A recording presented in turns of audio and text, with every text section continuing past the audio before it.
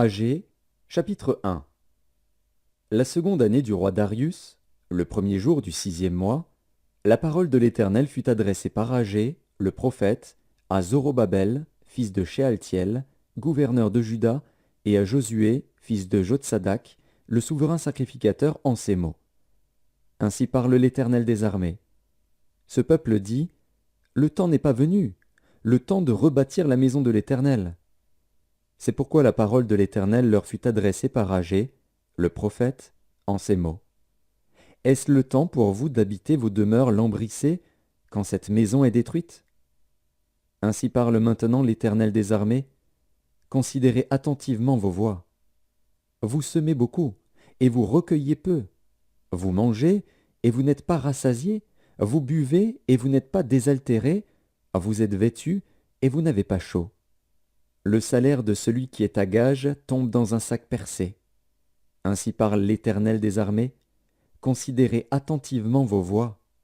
Montez sur la montagne, apportez du bois, et bâtissez la maison. J'en aurai de la joie, et je serai glorifié, dit l'Éternel.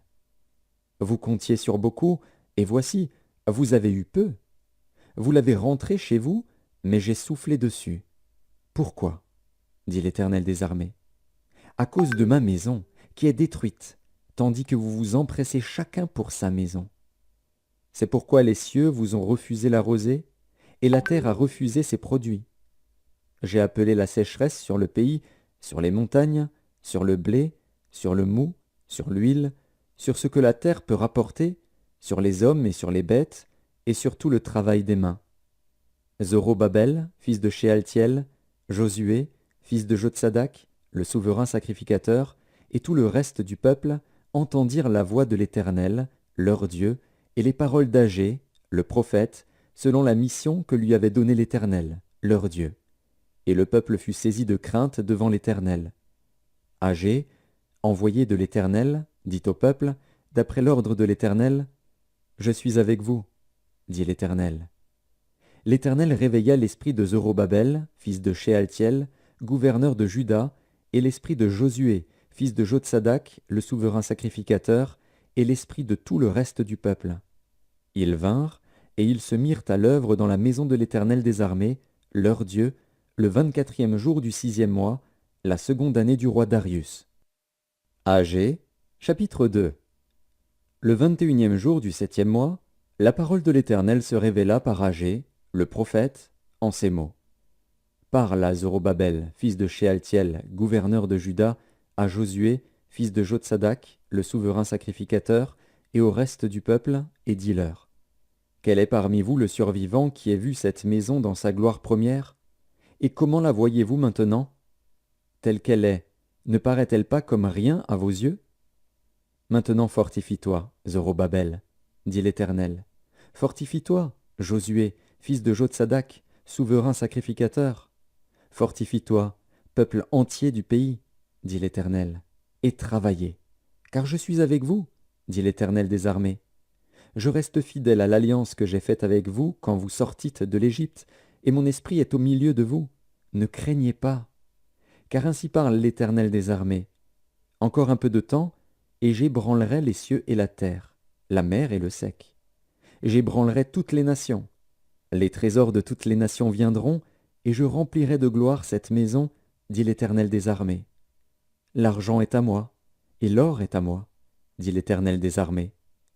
La gloire de cette dernière maison sera plus grande que celle de la première, dit l'Éternel des armées.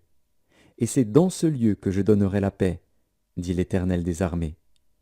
Le 24e jour du 9e mois, la seconde année de Darius, la parole de l'Éternel se révéla par Agé, le prophète, en ces mots.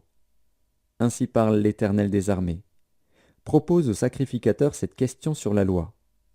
Si quelqu'un porte dans le pan de son vêtement de la chair consacrée, et qu'il touche avec son vêtement du pain, des mets, du vin, de l'huile, ou un aliment quelconque, ces choses seront-elles sanctifiées?